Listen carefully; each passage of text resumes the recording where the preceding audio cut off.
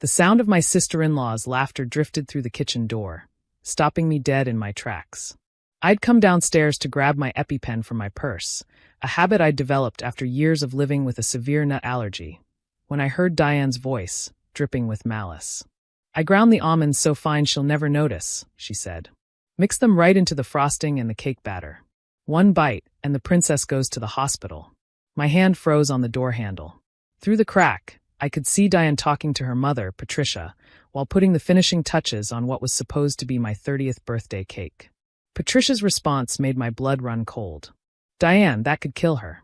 "Oh, please," Diane scoffed, adding another rosette to the elaborate three-tier creation. "She's so dramatic about that allergy. Last Christmas, she made such a fuss about the appetizers having pine nuts. It's probably not even that serious. But when she has a reaction at her own birthday party, maybe Nathan will finally see what a high-maintenance drama queen he married." Nathan, my husband of 4 years, the love of my life, and Diane's younger brother. The golden boy who'd chosen me over the string of socialites Diane had tried to set him up with. She'd never forgiven me for that. "Then everyone will see how dramatic she is," Diane continued, stepping back to admire her handiwork. "And when she's gasping for attention on her birthday, making everything about her medical emergency, Nathan will realize he made a mistake. Mark my words, Mom. By next year, he'll be divorced and dating someone who doesn't treat every meal like a life-or-death situation." I pressed my back against the wall, my mind racing. Diane hadn't just put nuts in my cake. She'd weaponized my allergy, turned it into a tool to humiliate me and destroy my marriage. The cake sitting on that counter wasn't just a dessert. It was a potential murder weapon disguised in buttercream and fondant. But as the initial shock wore off, something else took its place: cold, calculated fury. Diane had made a crucial mistake. She'd assumed I was already in the garden with our guests, safely out of earshot. She had no idea I'd heard every word of her confession. I slipped back upstairs silently, my brain already formulating a plan. Diane wanted drama? She was about to get more than she bargained for. 20 minutes later, I stood in our backyard, surrounded by 50 of our closest friends and family. The garden was decorated with twinkling lights and white roses. Nathan had insisted on making my 30th birthday special. He stood beside me, his arm around my waist, completely unaware that his sister was planning to send me to the emergency room. "Time for cake," Diane announced, emerging from the house with her deadly creation. She'd changed into a designer dress and freshened her makeup, clearly wanting to look her best for what she assumed would be my downfall.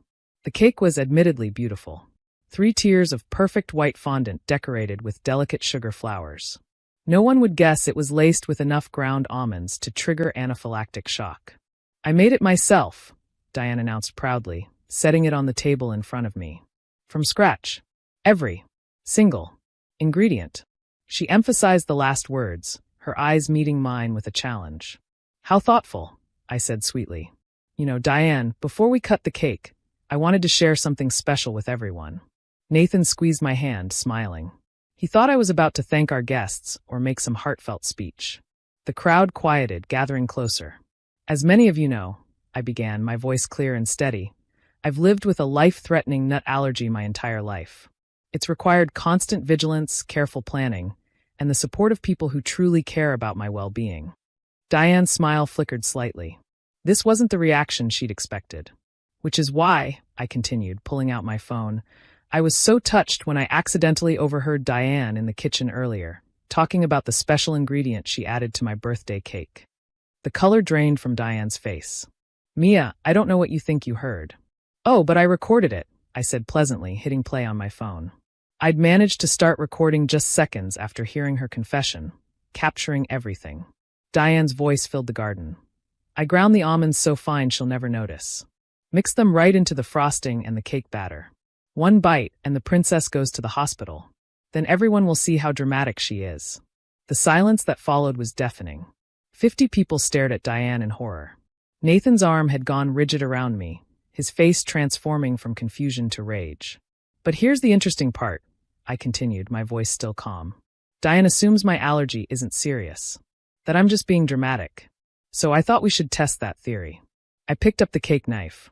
"Diane, since you made this cake with such love and attention to detail, you should have the first piece.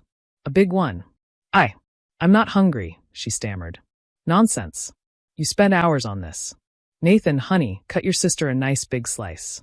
Make sure she gets plenty of that frosting she worked so hard on. Nathan's jaw was clenched so tight I could see the muscle jumping. He understood immediately what I was doing. Of course, sweetheart. He cut a generous portion and held the plate out to Diane. Eat it. Nathan, this is ridiculous. Eat. Aita. His voice was deadly quiet. You put almonds in my wife's birthday cake. You tried to trigger her allergy. So either her allergy is dramatic and you'll be fine, or you just attempted to murder my wife. Which is it? Patricia stepped forward. Diane, what have you done? She's always seeking attention. Diane burst out. Always making everything about her allergies, her special needs. I just wanted to prove. That you're a psychopath? My best friend Emma interjected. Because that's all you've proven. I held up my hand. Here's what's going to happen. Diane, you have two choices. Option 1. You eat that cake, and we see how dramatic nut allergies really are. Of course, I should mention that unlike you, I'm not a monster. My EpiPen is right here, and we'll call 911 the moment you show any reaction. Diane was shaking now. What's option 2? Option 2. You admit, in front of everyone here, that you knowingly tried to poison me. Then you leave. Not just this party, you leave our lives. No more family dinners, no more holidays, no contact with Nathan or our future children. Because yes, Diane, I'm pregnant. 12 weeks. We were planning to announce it after the cake cutting. The gasps from the crowd were audible. Nathan's hand found mine, squeezing tight. We'd kept the pregnancy secret, waiting for the second trimester, but this seemed like the perfect moment to twist the knife. You tried to poison a pregnant woman, I continued. Your own sister-in-law. Your brother's wife. The mother of your future niece or nephew. Diane's face crumpled. She looked around wildly for support, but found only disgusted faces. Even Patricia had stepped away from her daughter, horror written across her features. I'll go, Diane whispered. Louder. And be specific about what you're admitting to. She raised her chin, tears streaming down her face. I put ground almonds in the cake knowing Mia was allergic. I wanted to trigger a reaction. Why? Nathan's voice was broken. Why would you do this? Because she changed you. Diane exploded. You used to put family first. You used to listen to me. Then she came along with her allergies and her dietary restrictions, and suddenly everything revolves around her. No, Nathan said quietly. Everything revolves around keeping my wife safe. That's what you do when you love someone. You protect them. You don't try to kill them because you're jealous. I turned to address the crowd. I'm sorry you all had to witness this. But I couldn't let it happen in silence. How many times might Diane have accidentally exposed me to allergens? How many close calls were actually deliberate? This needed to be exposed. Our friend Marcus, who happened to be a police officer, stepped forward. Mia, this is attempted assault with a deadly weapon. You need to file a report. I nodded. I will. But first, I picked up the beautiful, deadly cake and walked to the garbage bin. This goes where it belongs. The 3-tier monstrosity landed with a satisfying thud in the trash. Several people applauded. Now, I said, turning back to our guests with a genuine smile. The good news is, I always have a backup plan. Emma grinned and headed inside, returning with a cake from our favorite nut-free bakery. I picked this up this morning, just in case. Mia knows I never trust other people with her birthday cakes. As Emma set the safe cake on the table, Nathan pulled me close. How long have you known? He whispered. About an hour. I'm sorry I didn't tell you immediately, but I needed her to admit it publicly.